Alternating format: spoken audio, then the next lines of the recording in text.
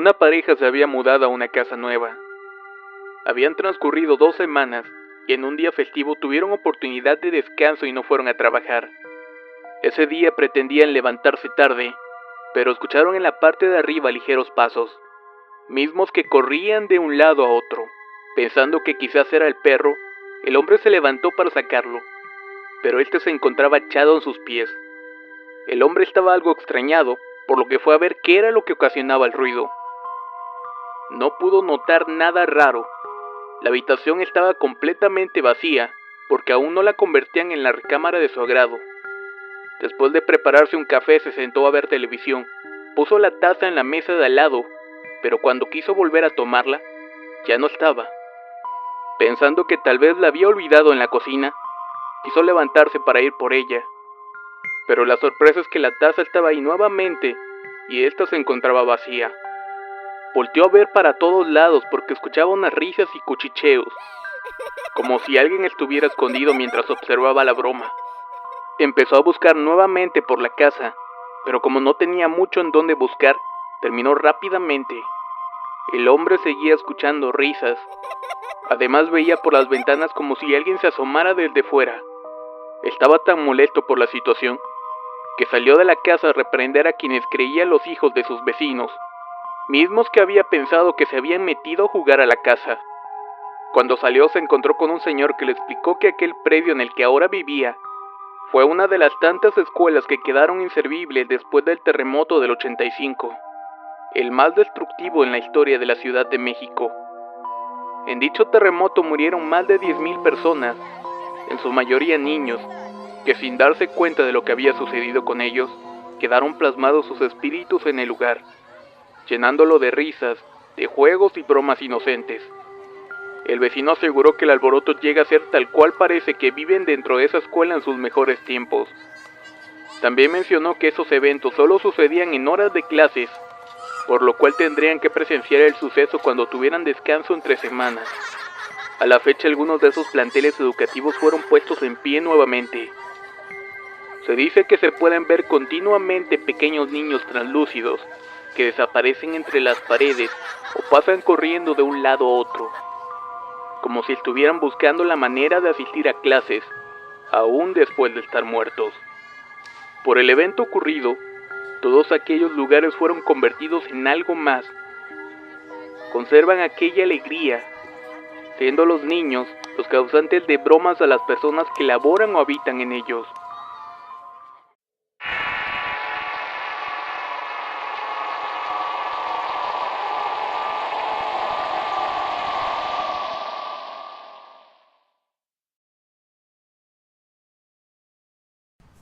Mi nombre es Roberto Sáenz y les comparto una experiencia muy fuerte que nos tocó vivir hace ya varios años. Eran como las 2:30 de la mañana, me estaba despidiendo de una fiesta con unos amigos. En ese entonces ni mis amigos ni yo teníamos vehículo. Decidimos enfilarnos a caminar rumbo a la casa, pues varios vivíamos en la misma colonia. En ese entonces todavía era posible que saliendo de una fiesta ya tarde, te fueras caminando a tu casa. Lo digo porque ahora actualmente hay mucha inseguridad y esto es casi imposible en Tampico. En esa ocasión en particular era una noche fresca. Al día siguiente se suponía que iba a entrar incluso un norte, pues incluso había mucha bruma o neblina en la calle. Vivíamos en ese entonces en la colonia Bellavista y veníamos de un antro del centro. Nos venimos caminando por la calle de Diario de Tampico, ahora conocida como Milenio. Éramos 4 amigos, pero uno de ellos vivía atrás del Diario en unos apartamentos, por lo que ya no le tocó vivir lo que los demás vimos esa noche.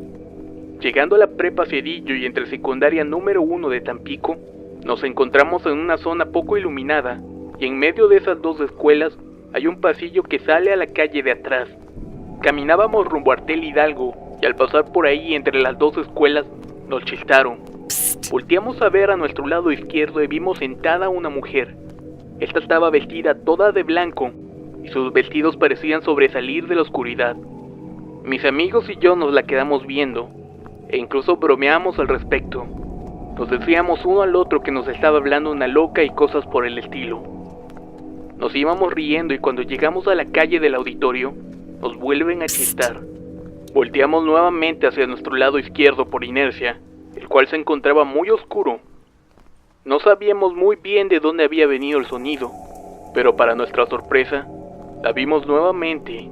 Era la misma mujer de blanco sentada en la banqueta.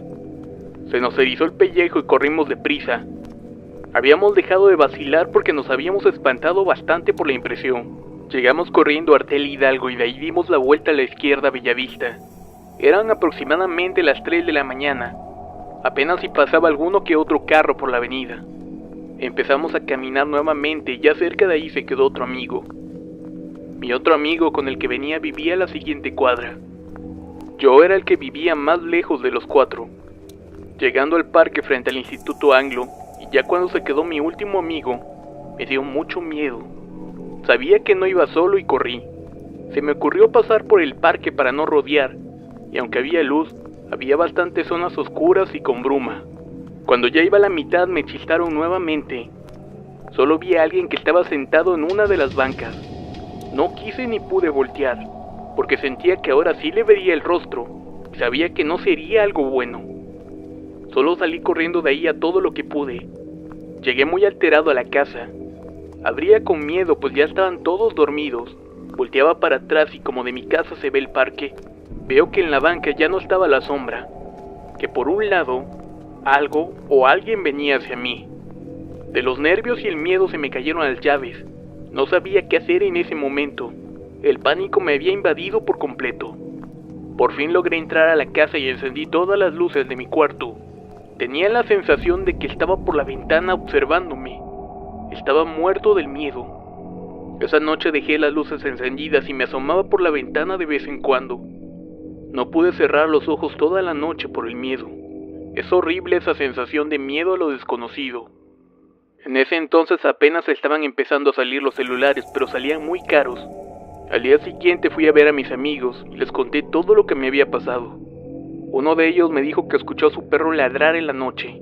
Cuando se fue a asomar, vio que alguien estaba sentado en su casa en una parte oscura, viendo directamente a su cuarto. El otro de mis amigos incluso despertó a su mamá porque no soportó el miedo que sentía. Decía que algo estaba fuera de la puerta de su casa. Esta fue una experiencia muy fuerte y nunca supimos qué fue lo que vimos. Pero lo que sí sabemos es que era algo sobrenatural, pues se sentía una energía muy fuerte y maligna.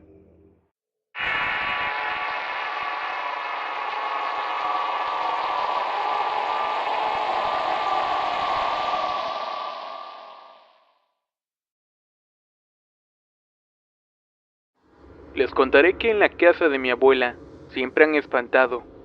Tanto mis propios abuelos como mis tíos, mi madre, primos y hermanos hemos visto cosas que no son normales. Hace aproximadamente como 7 o 6 años atrás, yo tenía unos 10 o 11 años. Estaba en la casa de mi abuela y a mi hermano mayor, quien tendría como 17 años en ese tiempo, le habían comprado un celular nuevo. En ese entonces era un Xperia. Un día me lo prestó y como yo desde siempre he sido fan de las artes, me puse a tomar fotografías por toda la casa de mi abuela. Sí, ya sé lo que dirán, un niño tomando fotos amateurs en una casa antigua. Recorrí toda la casa tomando fotos. Cuando revisé las fotos me di cuenta de varias cosas. Primero tomé una foto en la entrada, y en la foto siguiente salió una especie de bulto grande entrando a la casa, justamente en el cuarto de mi tío. También logré una foto que para mí fue la más aterradora. Se veía como si fuera una persona de aspecto punk, con su cabello parado, pero lo más raro es que tenía unos ojos raros, y en su boca la expresión de un grito de dolor.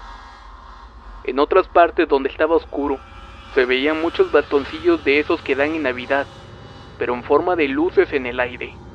Enseñé las fotos a mi familia y se sorprendieron. Mi abuela en ese entonces sufrió una enfermedad rara, y después de un tratamiento médico fallido, decidieron llamar a una curandera, por así decirlo.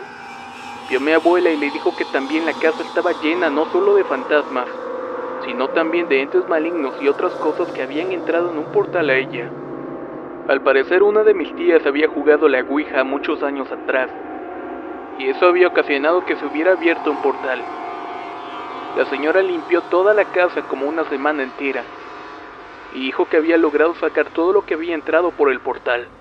Pero en una parte de la casa, donde es una especie de corral, había una entidad enorme de negro, misma que era una especie de guardián. Mencionó que esta entidad cuidaba un dinero que estaba enterrado ahí desde tiempos de la revolución, y a él no lo podía sacar. Él se iría cuando alguien le ofreciera su alma a cambio de ese dinero. También mencionó que había otro niño que estaba enterrado ahí desde principios del siglo XX, el cual no era una entidad mala, pero sí muy traviesa. La verdad es que yo creo mucho en esa señora, pues en el 2013 yo sufrí un accidente en motocicleta. Los doctores me habían dado por muerto pues había tenido un derrame cerebral, y ella me ayudó a sobrevivir. Total, la casa había quedado bien y ya no había nada malo. Solo ese guardián que aún no se ha mostrado para nada. Hemos visto a un niño un par de veces. Justo ayer escuché la risa de un niño en la casa, cuando solamente me encontraba yo en ella. Esta es una historia algo corta pero cierta, y espero que puedan compartirla.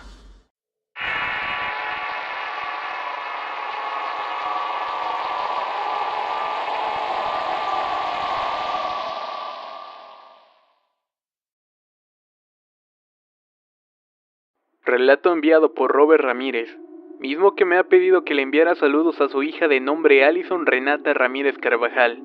Espero escuchen juntos la historia y la disfruten. Que por cierto es el primer saludo que envío. Felicidades, creo. Te contaré algo que nos pasó tanto a mi madre, mis hermanas y a su servidor. Era el año de 1990. Yo contaba con escasos 6 años, mientras que una de mis hermanas tenía 5 y la menor 4 años. Nosotros en aquel tiempo vivíamos en Izcalli de las Salinas, en lo que es el municipio de Tultitlán, Estado de México. Sucedía algo particular en dicha casa, puesto que en ciertas madrugadas, algo levantaba prácticamente una pata de nuestra litera. Para ser más preciso, la litera permanecía levantada sobre 3 patas. Mi madre de igual manera sentía cómo nos levantaban a todos nosotros, porque de igual forma, ella sentía como una de las 4 patas se elevaba. Cuando esto pasaba tenía que echarnos agua bendita a nuestras frentes y luego se ponía a orar. Con el paso del tiempo, mi familia optó por vender esa casa y nos mudamos a la Ciudad de México. Nunca encontramos explicación alguna de por qué sucedían esas cosas. Como dato curioso, en la actualidad he pasado a visitar a algunos amigos de mi infancia, y ellos me comentan que los habitantes que viven actualmente en mi antigua casa mencionan que los espantan mucho por las noches. Por lo visto, estos fenómenos todavía se siguen repitiendo hoy en día.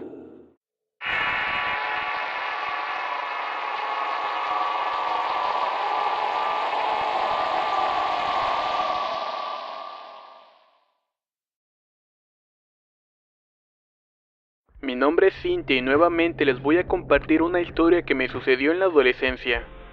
Como ya les había contado anteriormente, me suceden cosas muy extrañas. Hay personas que me dicen que es porque tengo la mente muy abierta. No sé a lo que se refieren realmente, pero lo que sí sé es que parece que esta capacidad, entre comillas, de algún modo me va a acompañar por siempre. A raíz de una serie de problemas causados por una extraña y repentina enfermedad que atacó a mi madre, yo era una persona muy creyente. Comencé a preguntarme por qué sucedían esas desgracias a mí. En uno de esos días en que todo iba muy mal y que mi madre en vez de recuperarse parecía empeorar, le dije a mi madre, ¿por qué si nosotros somos buenas personas nos pasa esto? ¿Por qué Dios permite que nuestra familia acabe de esta manera? Mi mamá trató de tranquilizarme y me dijo que hay cosas que están en las manos de Dios y que no debiera perder la fe. Esto que les cuento sucedió por la tarde, y ese mismo día en la noche mi mamá empeoró. No había medicina que surtiera efecto o médico que la pudiera ayudar.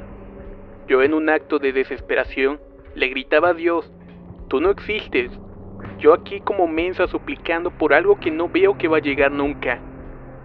¿Cómo es posible que nos deje sufrir de esta manera? Así continué un buen rato despotricando contra Dios. Al día siguiente, cuando me bajé del transporte público para dirigirme a mi casa, vi que en una esquina estaba un perro con un pelaje negro y reluciente. Me había llamado la atención por su color y su porte. Seguí caminando y sentí que alguien me seguía. Volteé y vi al perro. Esta vez no pude dejar de ver sus ojos. Eran rojos, 100% rojos. Me dio mucho miedo ya que era de raza pitbull. Pensé que podía atacarme, así que aceleré el paso. El perro no me dejaba de seguirme. En ese momento ya sentí algo muy extraño, de esas veces que los vellos se erizan sin motivo aparente. Me detuve en una tienda y el perro se detuvo sin perderme ni un momento de vista. Tenía una mirada horrible. Yo sentía mucho miedo, pero tenía que seguir mi camino.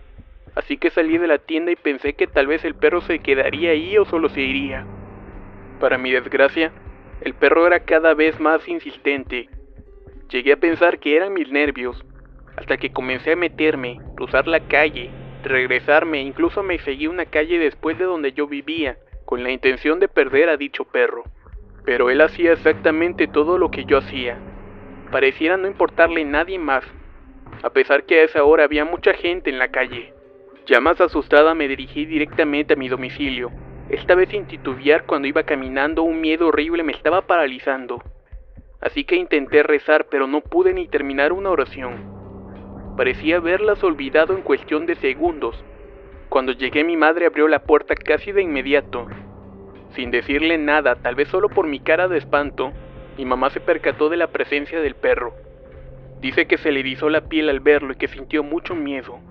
Ella solo me abrazó y me metió a la casa y no paró de rezar. De un momento a otro, el perro había salido corriendo.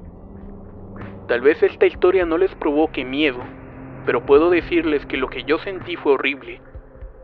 Esto se lo atribuimos a que yo estaba retando a Dios, y con eso no se juega. Había aprendido mi lección.